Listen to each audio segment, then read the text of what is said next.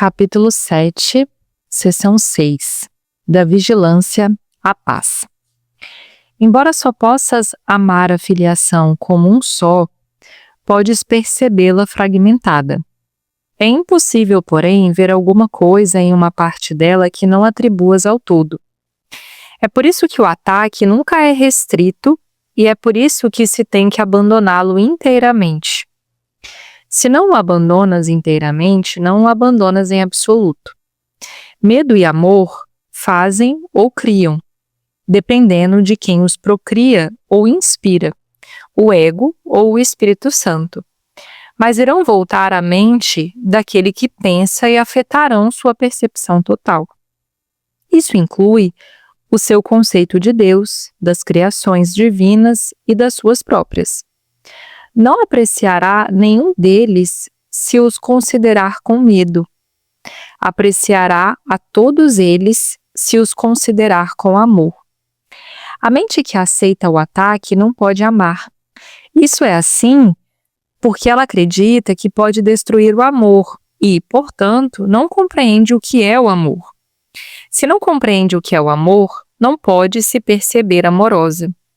Isso faz perder a consciência do que é, induz a sentimentos de realidade e resulta em profunda confusão. O teu pensamento tem feito isso por causa do poder que ele tem. Mas o teu pensamento também é capaz de salvar-te disso, porque esse poder não é feito por ti. A tua capacidade de dirigir o teu pensamento da forma que escolheres é parte do poder que ele tem. Se não acreditas que podes fazer isso, negaste o poder do teu pensamento e assim o tornaste impotente em tua crença. A engenhosidade do ego para se preservar é enorme, mas brota do próprio poder da mente que o ego nega. Isso significa que o ego ataca aquilo que o está preservando, o que necessariamente resulta em extrema ansiedade. É por essa razão que o ego nunca reconhece o que está fazendo. É perfeitamente lógico, mas claramente insano. O ego suga da única fonte que é totalmente inimiga da sua existência para a sua existência.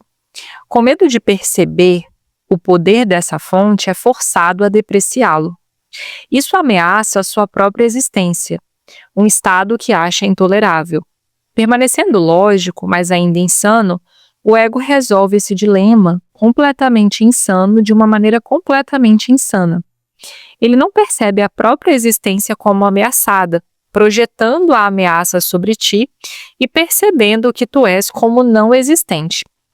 Isso assegura a continuação do ego, se ficares do seu lado, garantindo que não conhecerás a tua própria segurança.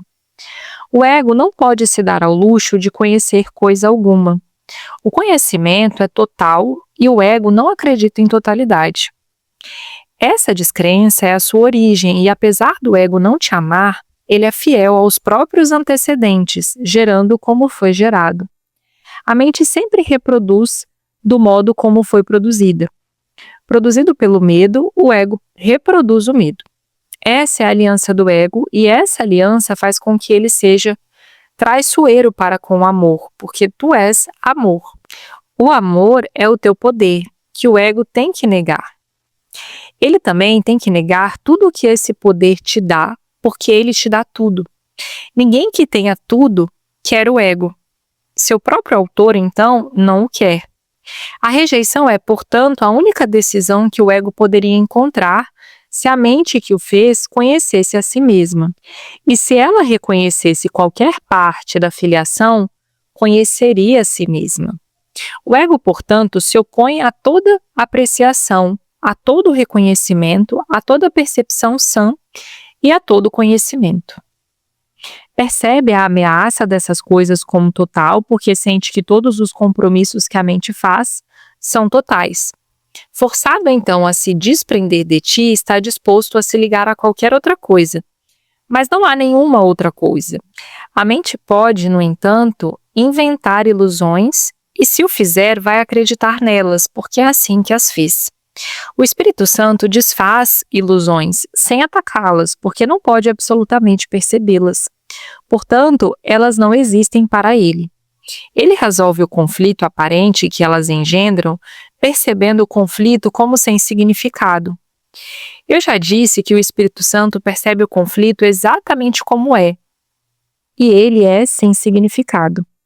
O Espírito Santo não quer que tu compreendas o conflito, ele quer que reconheças que porque o conflito não tem significado, é incompreensível.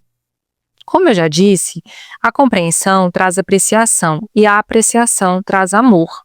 Nada mais pode ser compreendido porque nada mais é real e, portanto, nada mais tem significado.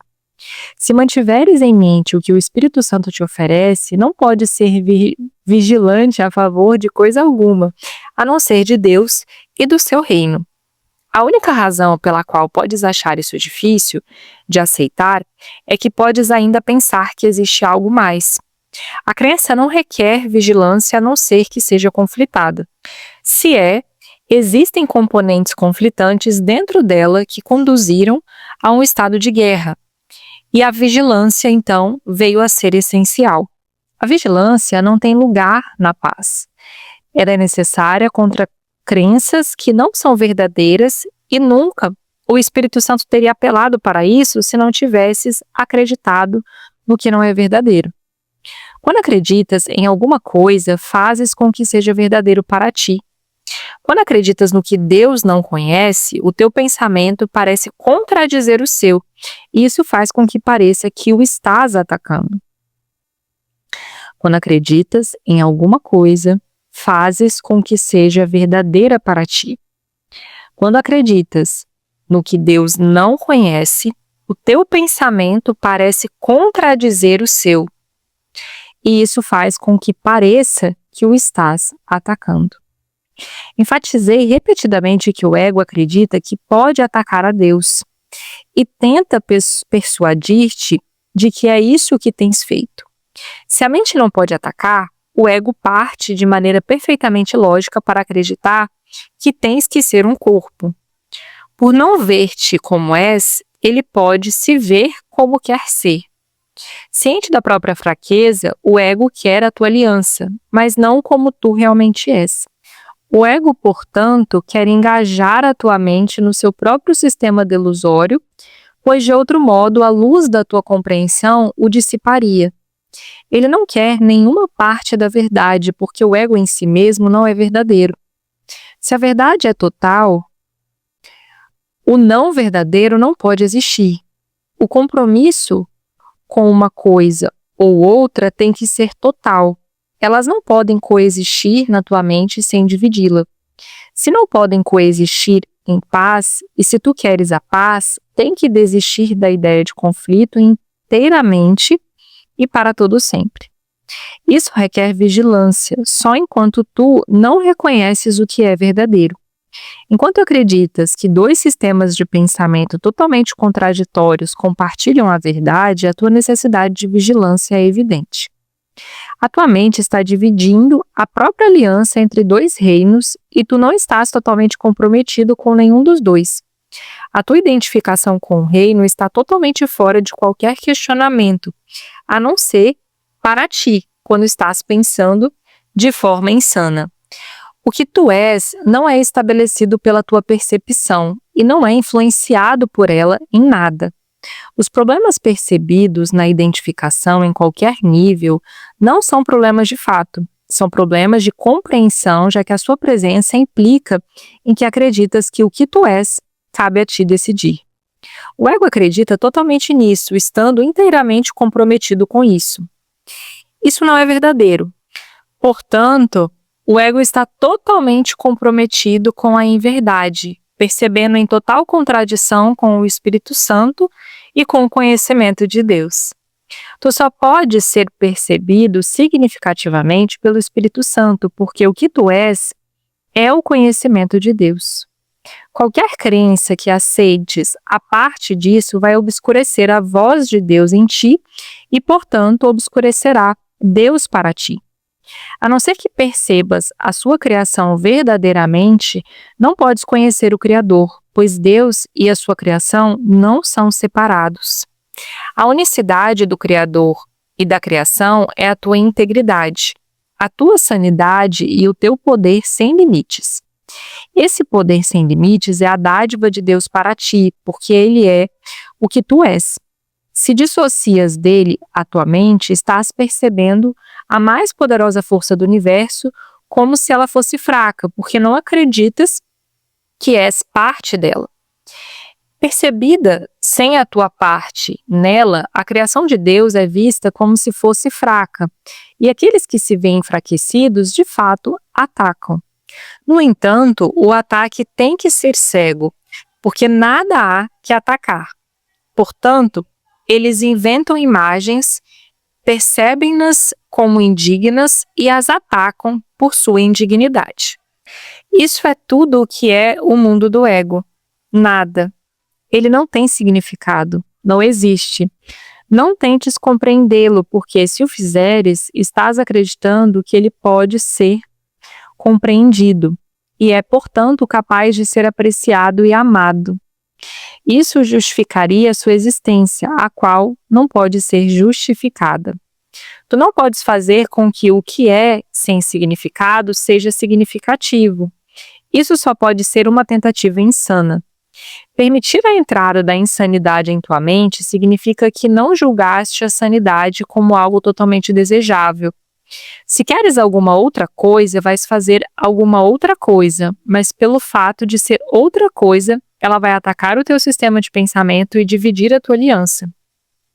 Tu não podes criar nesse estado dividido e tens que ser vigilante contra esse estado dividido, porque só a paz pode ser estendida.